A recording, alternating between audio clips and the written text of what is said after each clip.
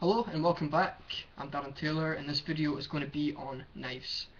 Over this video we're going to go over a few different things: what kind of knives to buy, what to look out for, how to sharpen them, and different kinds of steel.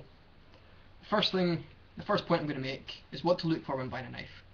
If you're looking for quality knives, you're going to want to look for a knife that has a full tang.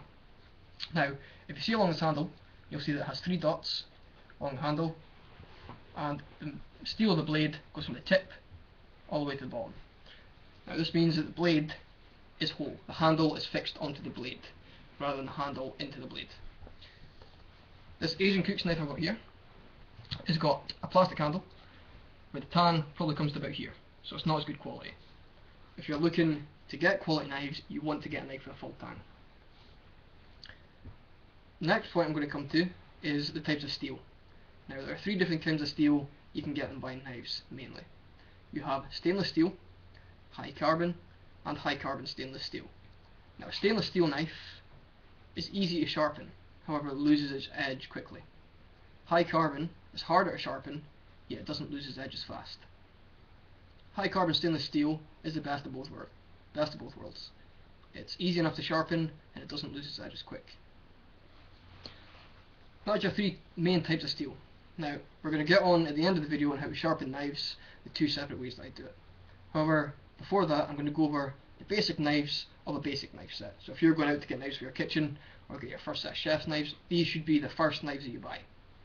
Now, the first knife I'm going to come to is a paring knife. Now, paring knives are quite small.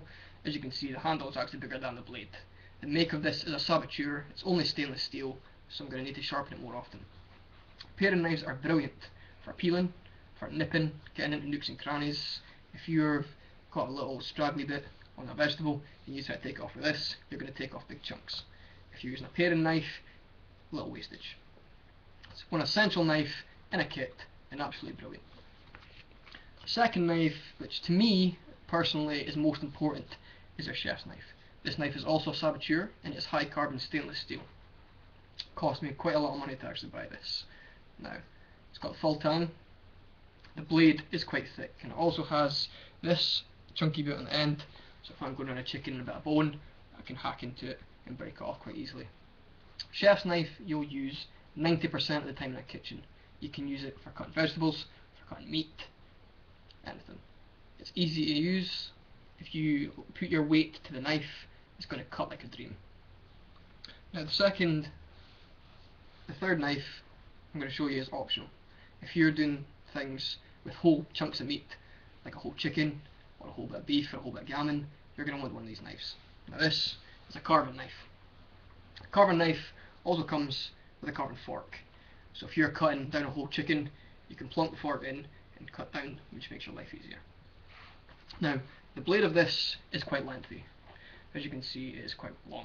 However, it's nice and smooth. You could use the same with a serrated knife, also mistaken for a bread knife.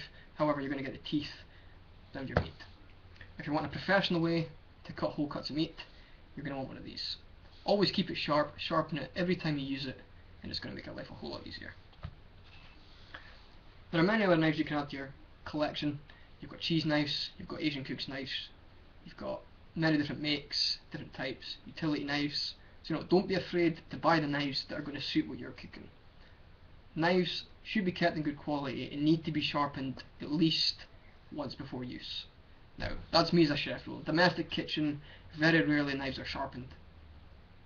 Usually they're left and they lose their edge and they become spoiled. Now, if you're going to be sharpening your knives at home, you're going to want one of these. Now, what this is sharpening steel. You can get them pretty much anywhere. You don't really need to get a quality sharpening steel. This one's just a cheap one from Asda and it does the job.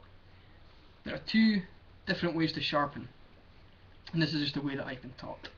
You can sharpen by dragging the knife along or by dragging the knife down. Now I personally use both and it depends on the knife I'm using. If I'm using a long knife like my chef's knife, the steel is shorter than the blade. So if I'm coming this way, I'm going to end up taking my finger off. If I go the other way, it's a lot safer. Now when you're holding your sharpened steel, get nice and comfortable with it.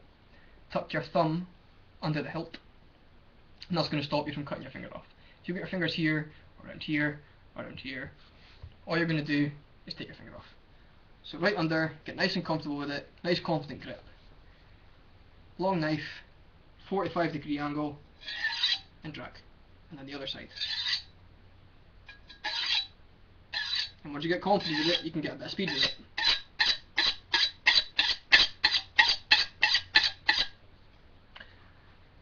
When sharpening a knife before use, if you're sharpening it every time you use it, it's not going to need a million times. Just sharpen it a couple of times on each side,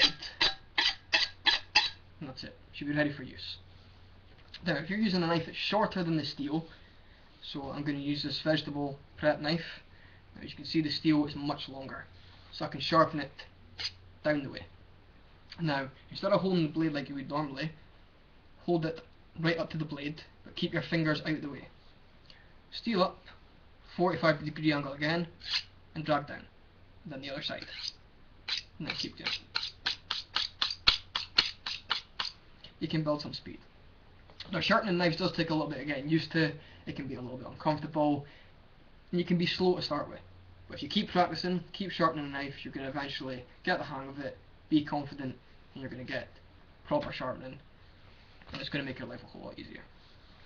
So that's your basic rundown on knives. Like I said, there's many other knives you can go out and buy. This is just a basic video on basic knives. Remember your paring knife, your chef's knife, your carving knife, and your sharpening steel as well. And that's you pretty much set for any basic cooking. I hope you've enjoyed this video. Feel free to leave some comments. Subscribe would be absolutely fantastic. And I'll see you next time. See you then.